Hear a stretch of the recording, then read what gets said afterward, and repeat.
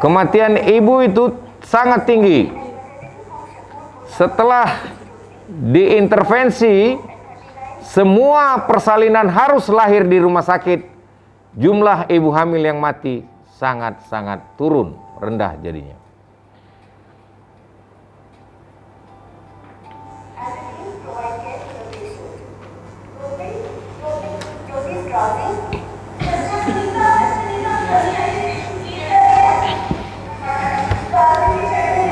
Ada perdarahan, rahimnya lembek, kontraksi jelek. Nah ini cek ABC ya.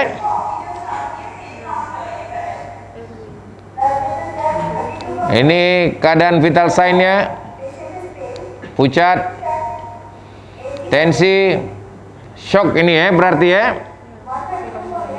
Pulsnya 132, berarti penanganan shock.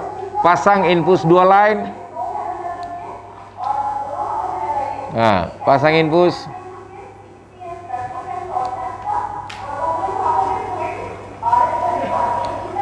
Satu liter 15 menit habis. Guyur berarti ya. Sambil dimasase. Ini masase ya.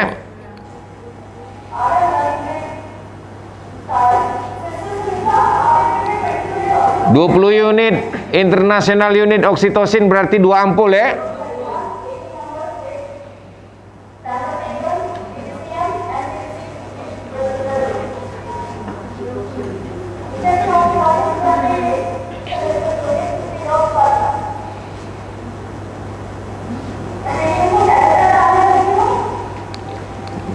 Kateter, pasang kateter untuk cek diuresisnya.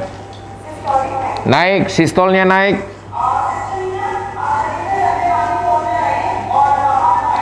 PPH case berarti postpartum hemoragik kasusnya ya. Persiapan darah.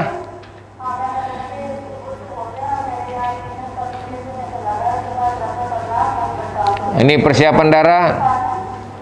Komunikasi, edukasi kepada keluarga.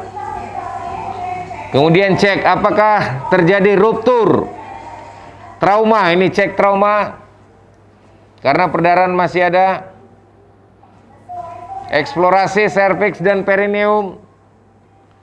Jahitan di kalau apa dijahit ya.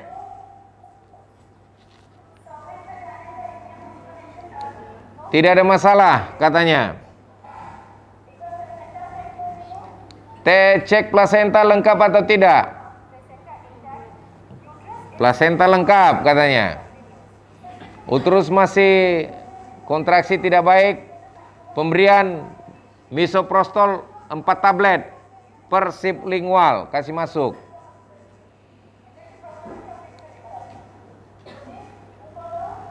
Masuk ke dalam sublingual ya.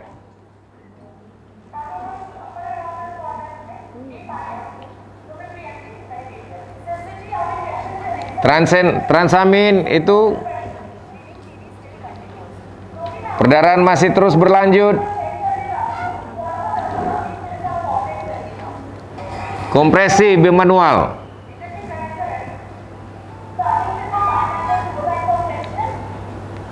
Dilakukan kompresi bimanual sambil pemberian medikasi tadi. Cek pendonor tadi sudah siap atau tidak?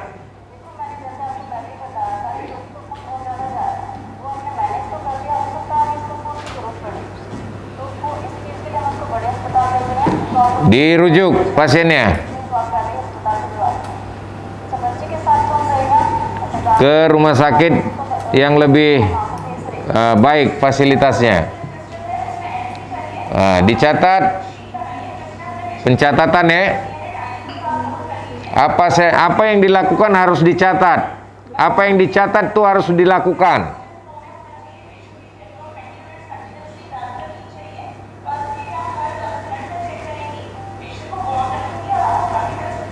Sambil dimasase terus dengan bimanual tadi, kompresi.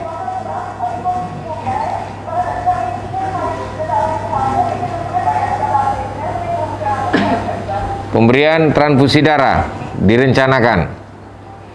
Nah, setelah pelatihan mereka melakukan briefing, ya, apa yang dilakukan, mengevaluasi kinerja. Jadi itu yang dilakukan. Ada pertanyaan sampai saat ini? Ada pertanyaan tidak?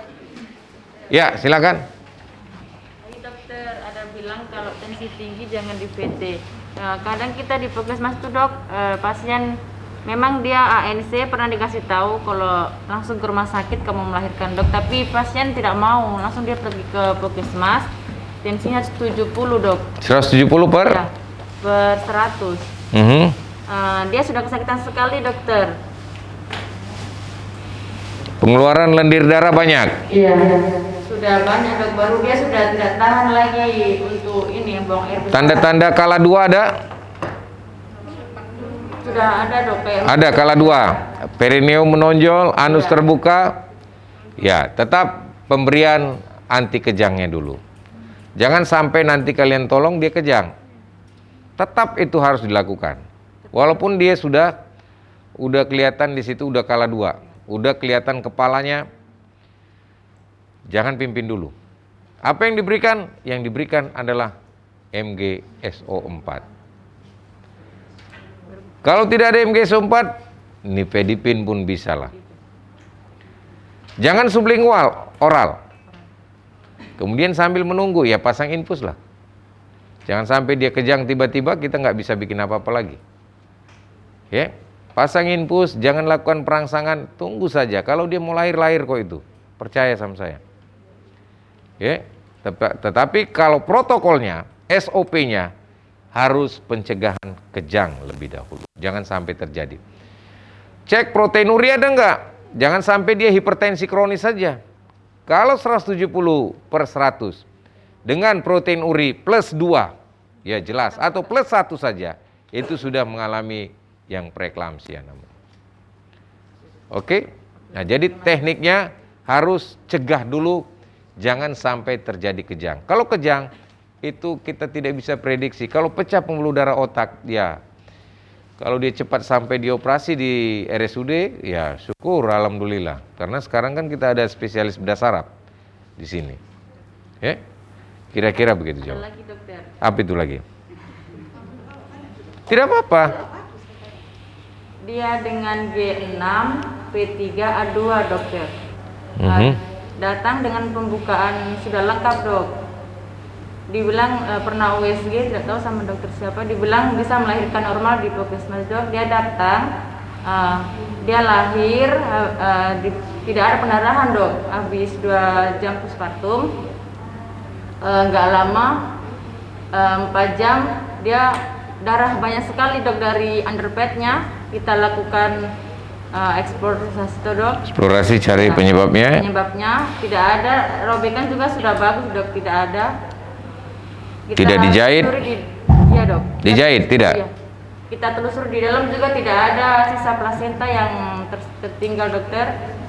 Gak lama kita observasi lagi, 2 jam lagi dia darah banyak lagi dokter. HPP ini berarti? Iya. Kita rujuk ke RSUD. Itu apa penyebabnya dok? Karena dia sudah pernah abortus 2 kali. Iya, tadi kan G6 usia? Iya. Dia usia 28. Iya. Jadi G6 ini kan merupakan suatu kehamilan yang sudah banyak, ya. Dan kita tidak tahu HB-nya berapa? HB-nya 10 dok. Ya itu yang saya bilang tadi, kalau di bawah 10 itu risiko perdarahan. Riwayat persalinan dulu bagaimana? Bagus dok. Bagus. Berarti ini apakah ada diinduksi atau ada dilakukan maturasi daripada serviks? Tidak pernah induksi. Tidak pernah. Bukan maksudnya dalam prosesnya itu. Kita kan tidak tahu. Kadang-kadang pasien ini kan dia tidak jujur. Iya dok. Jadi pasien ini yang kita harus tanya baik-baik, karena tidak semua pasien itu mau bercerita apa adanya. Kadang ada yang dia sembunyikan. Begitu. Jadi HPP itu kalau yang menurut cerita tadi, ya ini penyebabnya adalah hypotonic uterine action. Kontraksi uterus yang mungkin tidak baik. Karena evaluasi trauma kan tidak ada. Sisa plasenta kan tidak ada. Kotiledon lengkap. Berarti yang kita takutkan adalah dua, masalah trombin sama masalah kontraksinya bagus tidak? Bagus dokter. Ya bagus. Berarti ada faktor lain lagi. Iya. Tapi kalau kita pegang di sini perutnya sakit dok. Dia merasa kesakitan. Ya itu mesti tanya ke RSUD apa penyebabnya, saya tidak tahu. Orang RSUD ada yang bisa menjawab itu? Masih ingat kasusnya? Ibu siapa lagi namanya? Mince. Saya lupa namanya. Iya, mana tahu punya apa jawaban? Saya tidak bisa jawab secara apa. Kalau nggak salah. Ah, itu Ibu Maya itu ahlinya. Yang ini tadi 2 minggu lalu ya? Kayaknya dok. Ya. Nah, 2 minggu lalu ada pasien dikirim dari Puskesmas Timika dengan G3, P2, G6, P3A2 dengan HPP. HPP mereka kirim, bukan GT lagi, jadi HPP. Yang HPP. 2 minggu lalu deh dok. Saya kira 2 tahun lalu, 2 tahun saya masih 2 minggu lalu. 2 minggu lalu dokter. Oh, 2 minggu lalu dia sekolah katanya. Ada dek, 2 minggu lalu. Mana yang RSUD? Manajemen, paling manajemen HPP-nya mungkin ada. Penyebabnya apa?